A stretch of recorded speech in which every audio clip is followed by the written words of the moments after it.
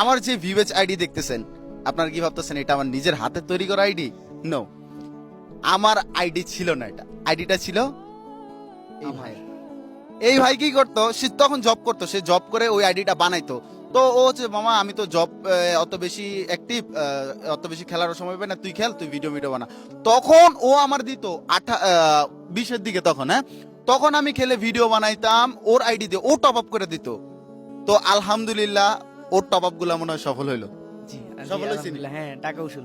টাকা উসুল লেগেছে যে না বন্ধু অ্যাটলিস্ট হয়েছে, দেখে ওর কাছে কেমন লাগে, একদম অনেস্ট কথা কবি বন্ধু। ভালোই লাগে যে টাকা যেটা ডালছে ওটা কোনো জায়গায় কাজে লাগছে। যাক আলহামদুলিল্লাহ। তো আমাদের অডিয়েন্সের উদ্দেশ্যে কি কিছু বলবা? লাইক সাবস্ক্রাইব করে দিবেন, পাশে থাকবেন, ভাই স্পোর্টস নিয়ে কাজ করবে।